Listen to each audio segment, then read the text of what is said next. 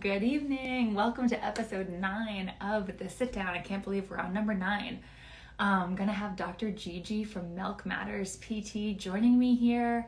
And we're going to be talking all about gross motor, oral motor, tongue ties, and all kinds of things related to starting solids and feeding. So many questions were dropped in the question box this morning.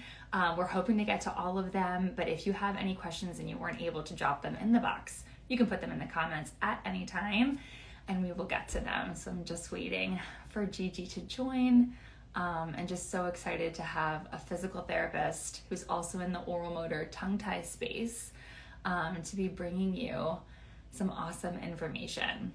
Hello. You guys can wave, say hello. And we'll get Gigi on here in a second.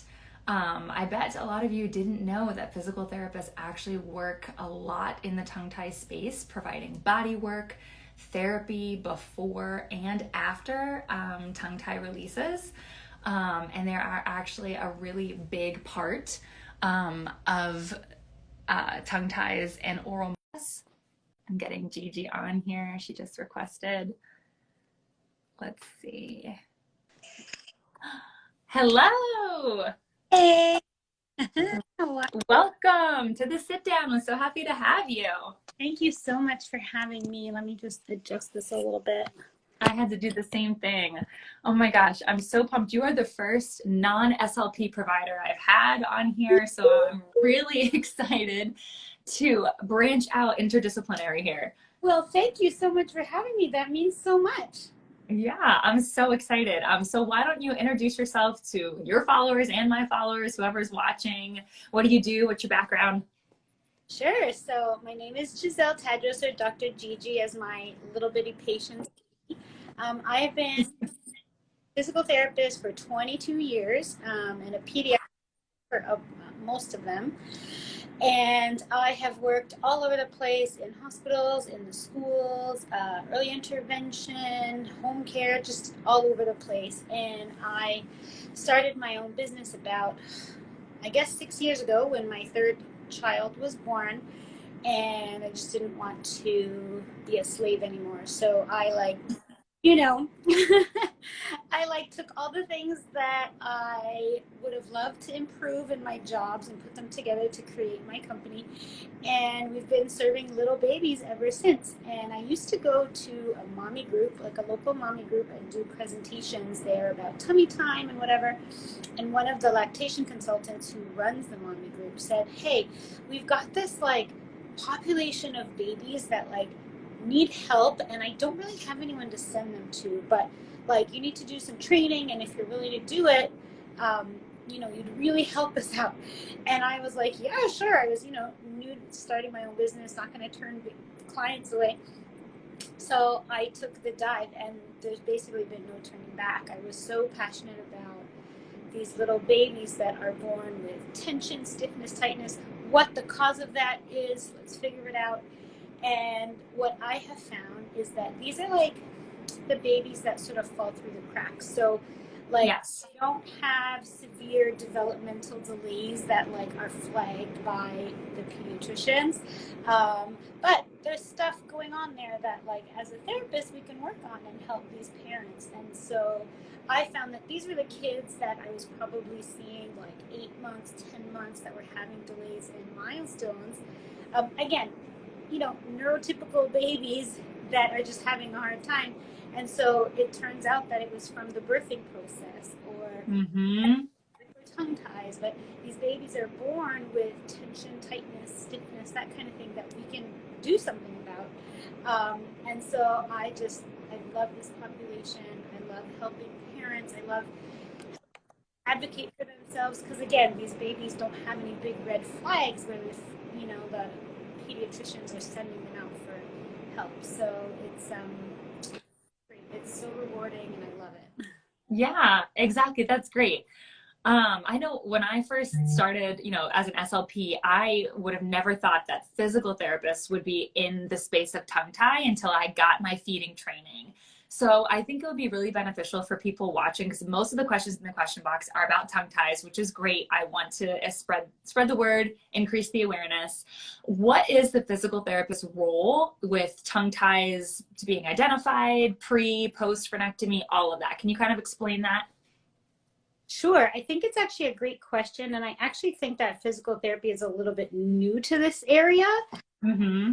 I'll tell you, so when I started taking courses, none of them were taught by physical therapists. I went to courses by SLPs, Yes. courses by OTs and dentists. And I just like, there's nothing in, like you said, sometimes I was the only PT in this space, but so much of it just like resonated and rang true for me, because as a physical therapist, we know how to turn on muscles, turn off muscles, see Yes. like what the proper way to do things are. So we know when you squat, you turn on this muscle, you don't turn on this muscle, you stretch this one, you strengthen this one.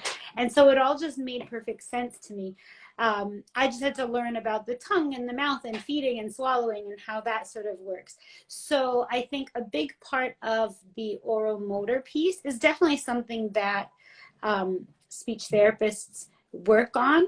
And that's where I learned a lot of it. But I was able to piece it together with my knowledge as a PT, like I said, how to turn things on, how to turn things off.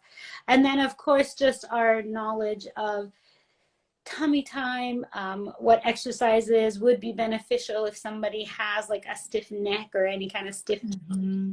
how to release that kind of stuff.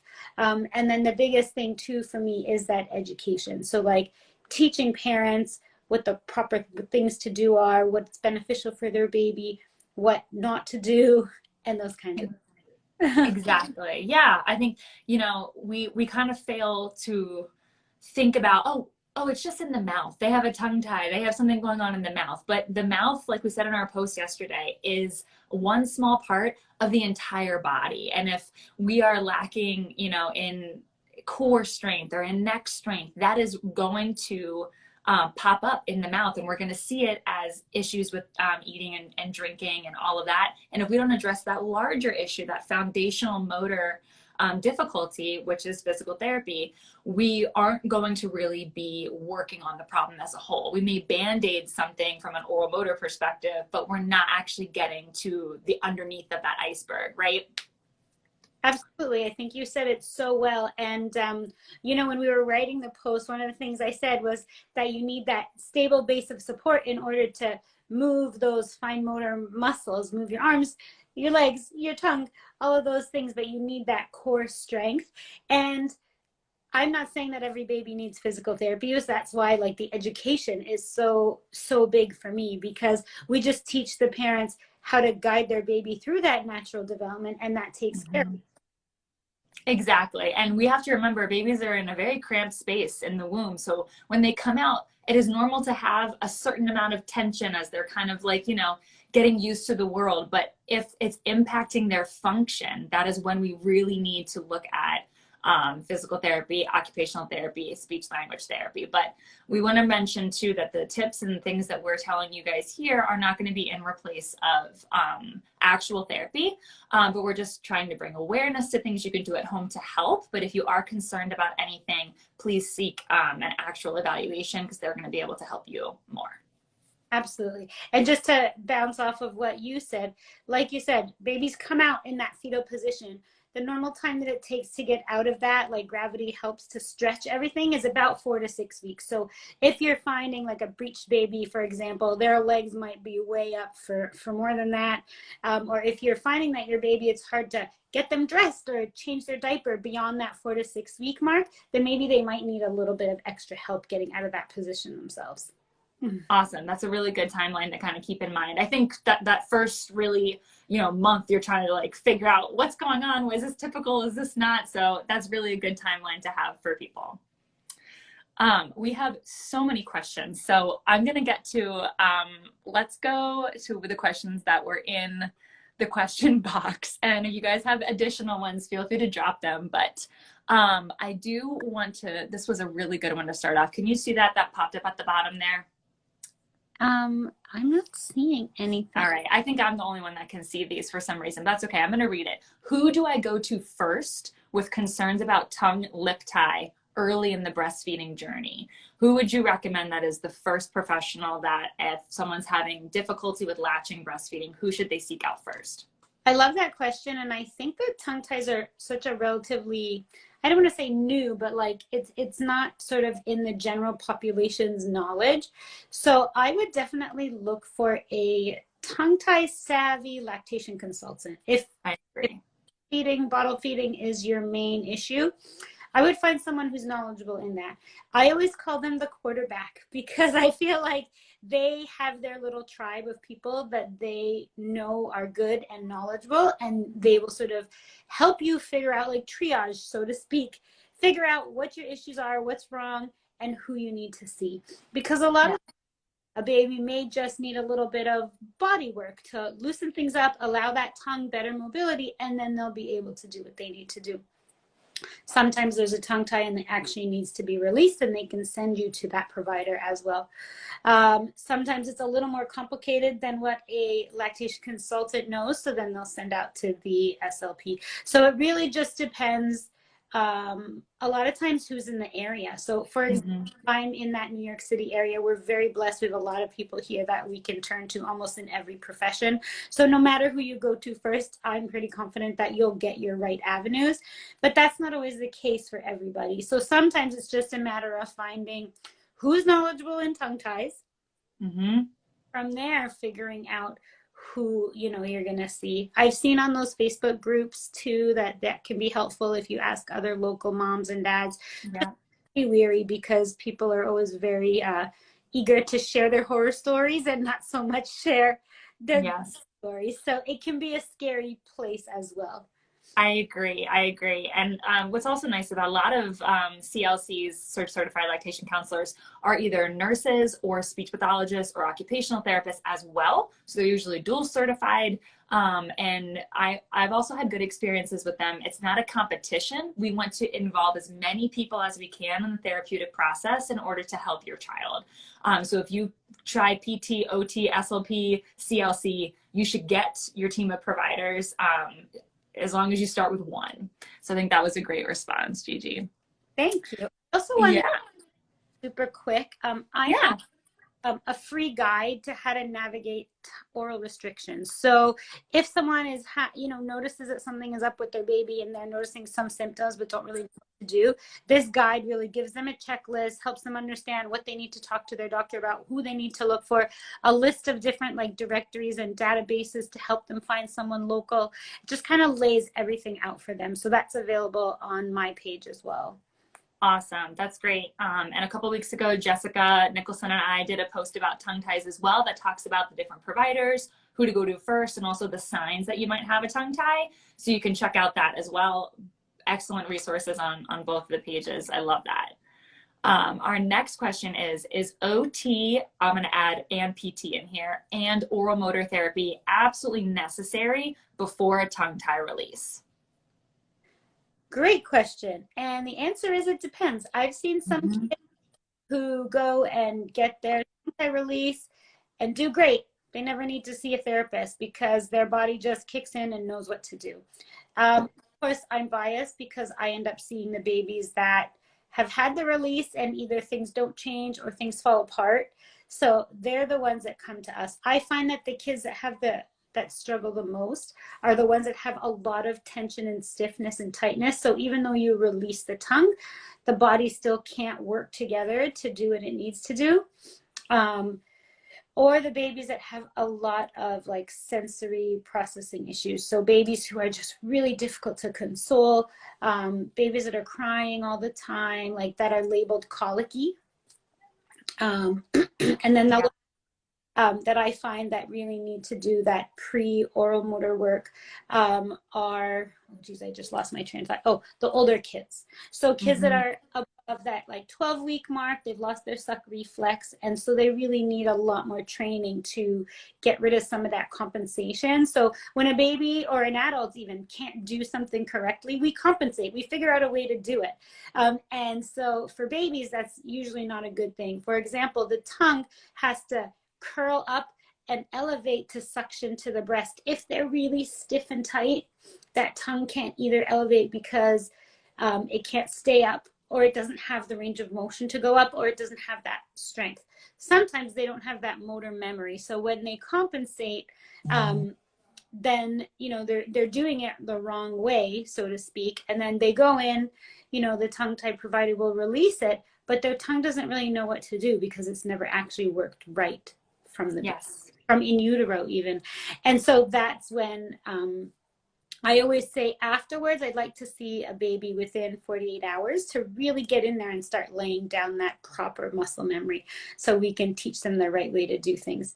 And then the pre-work, like I said, those kids that are either older, really stiff and really tight, or have some sensory processing issues, those ones are the ones that really need a lot of support all the way through this whole journey.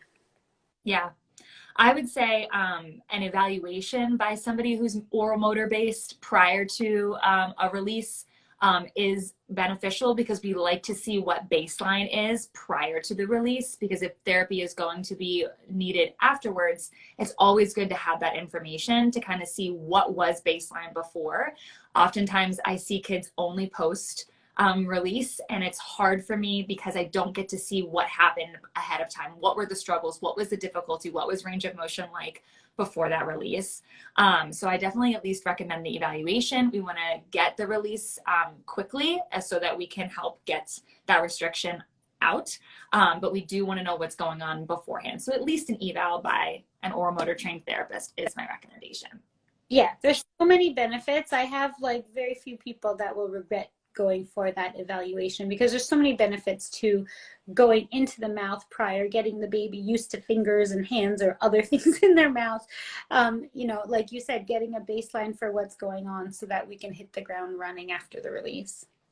Exactly. Here's a good question. How do I know if my son's tongue tie is an issue? He is currently 6 months and bottle fed. So before we answer this, I kind of want to define a tongue tie. We all have a frenum or frenulum, so they're called either or. It is only called a tie if it's actually impacting function and restriction. So not everyone is tongue tied, but we do have something that tethers our tongue to the floor of our mouth. So I just want to make that clear. We really need to look at function when we are diagnosing a tongue tie, or we're identifying a tongue tie for a dentist or a surgeon to diagnose. So if you are concerned about your child's ability to breastfeed or bottle feed, and you look back at that post that Jessica and I did a couple weeks ago, is there drooling, clicking, gulping, lip blisters, milk supply issues, falling asleep on the breast, all of those things, or breastfeeding was really unsuccessful because of those reasons and you had to go to bottle feeding, I do think that it's worth getting an evaluation for sure. What do you have to add to that? Right. So a lot of, I would say, I don't know, pediatricians, or I've heard that before, that like bottle feeding will cure a tongue tie, so to speak. But a lot of times what it does is bottle, they don't have to work so hard to get the milk. And so sometimes the signs, so we know there's signs and there's symptoms. So the signs are like those outward things that we see. The symptoms are what it causes. But anyway, so yeah, the signs are not as clear, so to speak, like but if you pay attention, you will see them, like the clicking, the leaking of the milk, falling asleep, taking forever to feed. All of those can be signs that there is something underlying. Again, do we need to do anything about it? If you feel like it's not causing any functional issues, then no, let's just kick the can down the road, know that your baby has a tie, and watch out for the other things that we know as the child ages that can happen. But yeah, I don't recommend that every single baby that has a tongue tie gets it released. Yes, I agree. Let's keep going here. We have so many. Does baby ever need to take a bottle? I get this question a lot. As a speech pathologist, I just talked about bottle weaning and holding your own bottle and things like that. Does a child ever need to take a bottle? No, there are plenty of babies who are exclusively fed from the breast and go right to straw cup and open cup and are perfectly fine. Looking at your lifestyle, if you need to pump or you have formula and you need to offer a bottle and you're having difficulty with that, there are issues with that. If you introduce the bottle a little bit too late, the suck reflex is gone, they have a preference, things like that. But does every baby need to drink from a bottle? I would say no. I don't like blanket statements. They're usually always false. Absolutely. I think you said it so perfectly. And like, so I'm originally, if you haven't picked up on it, I'm originally from Canada, and okay, have 12 to 18 months of paid leave. And so amazing. Kids never need a bottle. And so, like you said, they go from nursing right to straw cup, open cup, whatever it is. And so, yeah, I think that you answered it perfectly. Here's another good one about tongue and lip tie revised. How does it impact them as they get older, 13 months old? So I guess there was a revision and they're concerned about long-term impacts of a revision. What do you think? So there's a lot of things that we have seen in the research that can have impact. First of all, I think if the tongue has to be able to move well. So the tongue mobility and the strength, because the tongue needs to be able to elevate up to touch the roof of the mouth to make some speech sounds, if I'm not mistaken. It able to move the food around the mouth. So we talked about that in our post, but the tongue is what brings the food from the teeth to the middle and then to the back of the throat in order for them to swallow. So it can impact feeding, impact some speech. Are they sleeping with their mouth open? Because that open mouth breathing has some very detrimental effects on craniofacial development, airway development, and all of those things. So those are the kinds of things that we look at, and why it's so important for you to follow up with somebody who knows what to look for, knows what they're doing. I agree. I have nothing to add to that. That was really well said. The next question, this is a really good one. If baby is gaining weight, if baby is gaining weight, how to know if baby has a tongue tie? So we talked about this in our post, Jessica and I, about how weight gain is not a good indicator that there is not a tongue tie. Because like Dr. Gigi just said, babies learn how to compensate. We learn how to compensate in order to, we're adaptable human beings even from birth.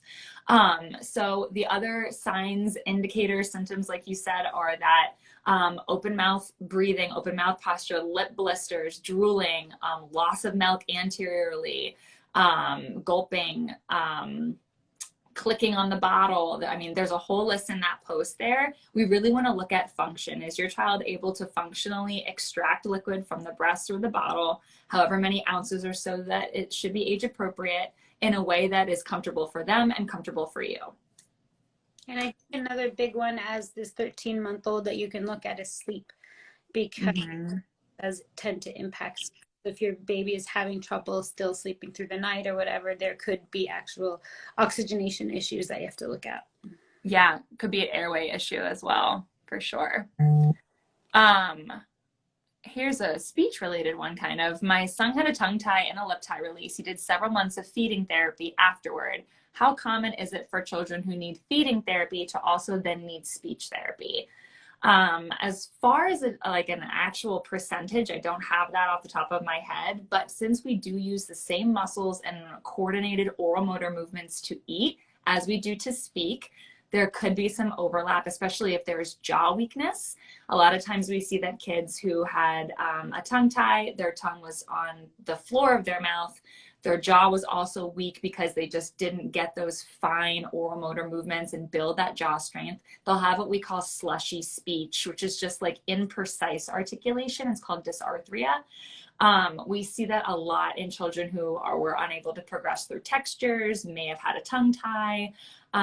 So it's something to look out for. It'll come out in articulation, not language. But it's not a given that if your child had a tongue tie and had a release, or even had jaw weakness, that they will also have articulation difficulties. Just something to keep out for.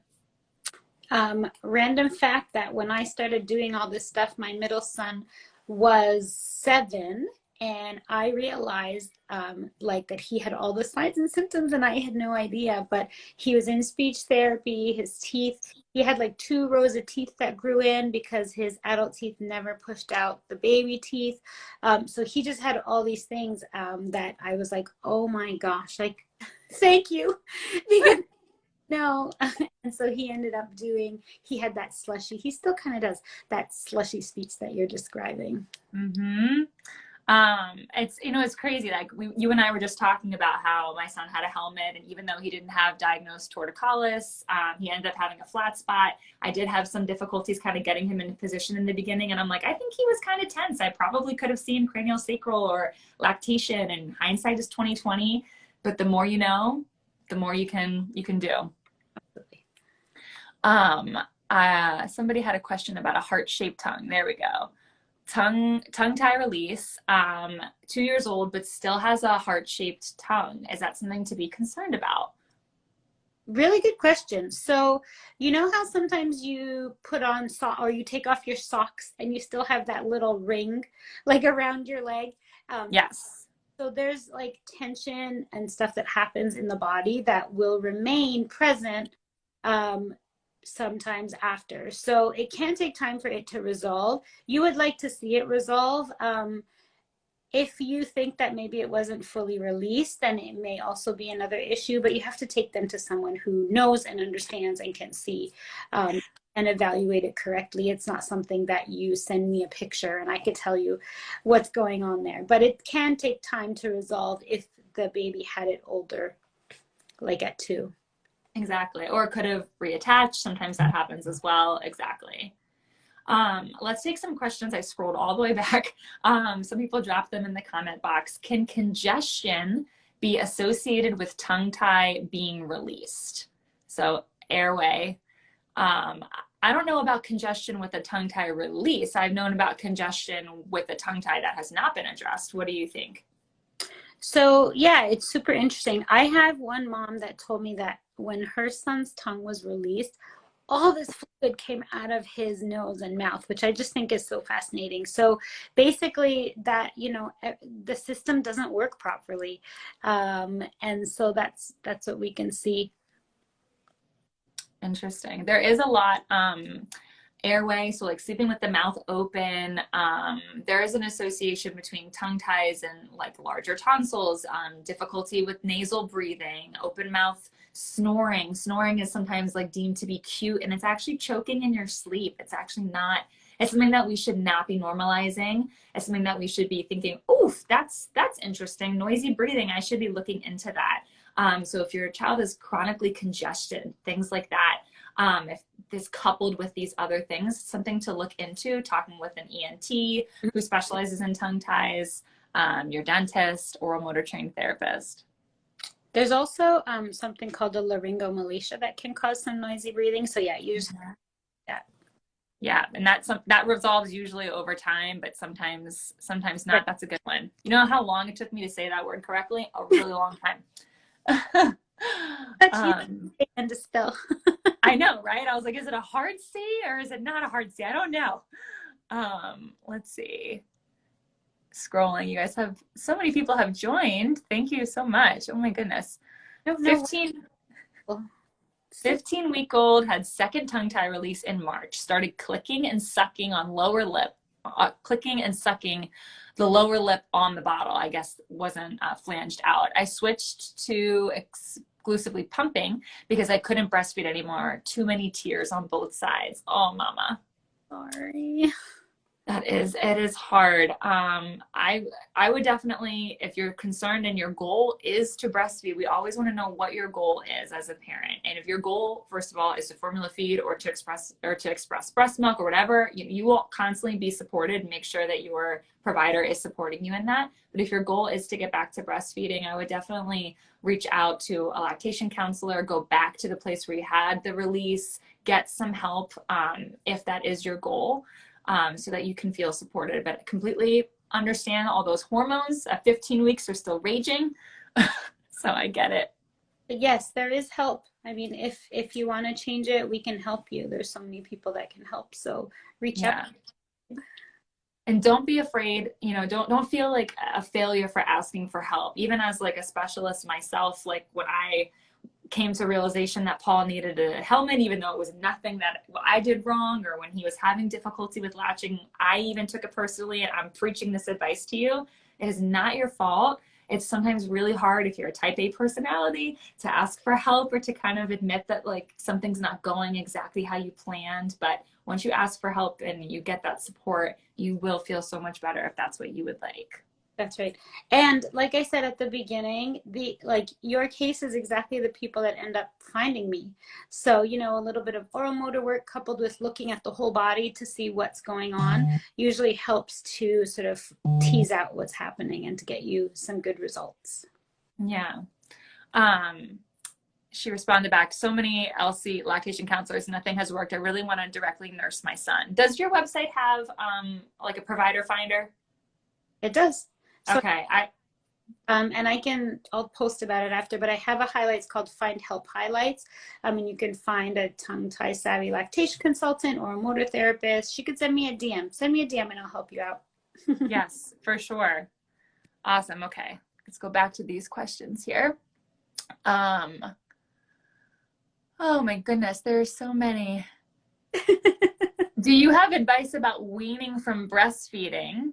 I've gotten lots of questions about that, like, and didn't take a bottle, how to wean my toddler from breastfeeding, being a stay-at-home mom, doesn't want to transfer to cow's milk. You're asking me? Well, yes. I'm a consultant or a speech therapist, so yeah.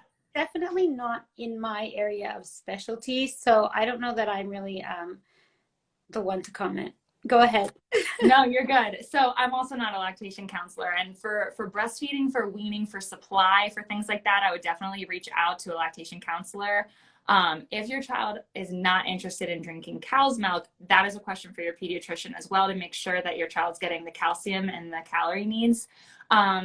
Not every child needs to make a direct transfer to cow's milk, like the same amount that they were drinking from the breast or for the bottle. They're getting their calories elsewhere. So if your child is not liking cow's milk, they may be able to get those nutrients from other things. But I'm also not a nutritionist.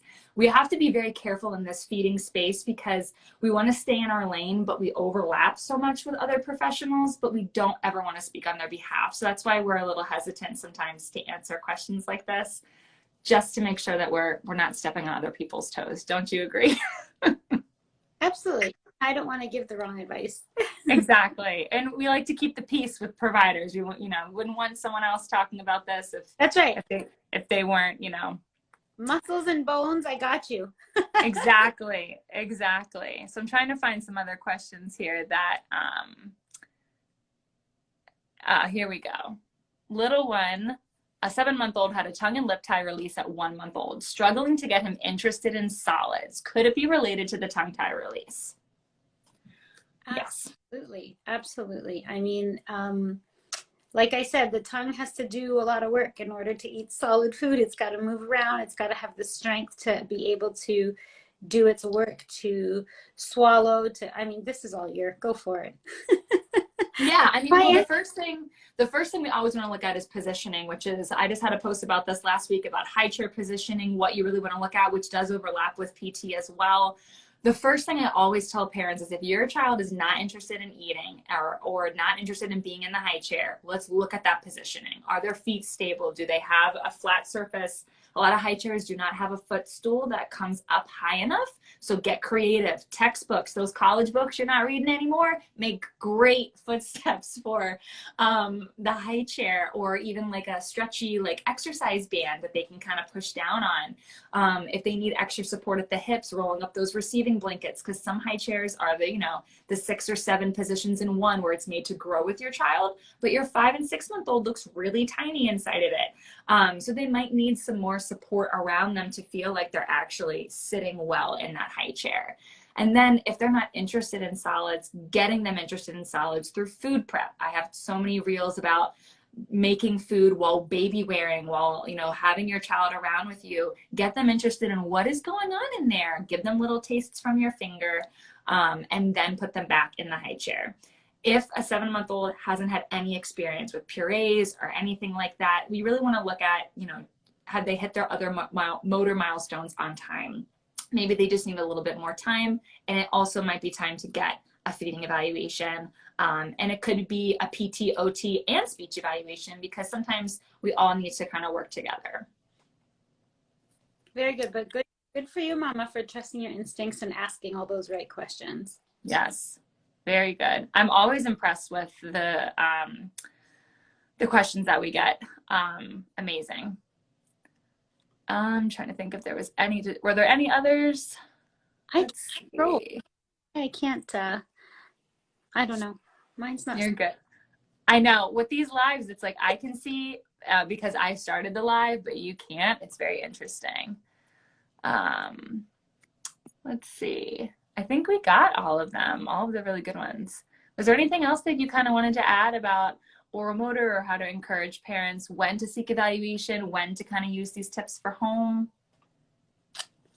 I think we did a good job covering everything. And I just want to say, and we said this just a second ago, that like moms know their babies. Trust that intuition. If you've got this little voice inside of you that's like nagging that something isn't right, and everyone's trying to talk you like off your ledge, I say trust yourself. Like, see what it is, you know, find the answers on your own. I find that a lot of times you may be being dismissed by your pediatrician or your significant other, but you know, I always tell this one story. I'll tell it really quickly. Go ahead. I have 3 kids now, but my first child, my daughter, and my husband is actually a pharmacist. And so I remember going when she was 3 months old, picked her up out of her crib after a nap. And, you know, I'm a mom. I carry her all the time. I'm like, she's warm. She feels warm. She'd never had a fever before. I didn't know what that felt like. But I just knew that she felt different. And so I went to my husband and I'm like, I think Ella has a fever. And of course, you know, he's a pharmacist. He went, got the thermometer, checked her out. And he's like, you always make a big stink out of everything. You're paranoid. What's wrong with you? Here's the thermometer. She's fine. So of course I'm feeling like really down on myself, feeling guilty, whatever. I don't know what's wrong with her. And anyways, within 20 minutes, she spiked a fever to 103. And we went to the hospital, actually. She ended up having RSV. And so anyway, the point of my story is that moms are given a gift. The gift of intuition.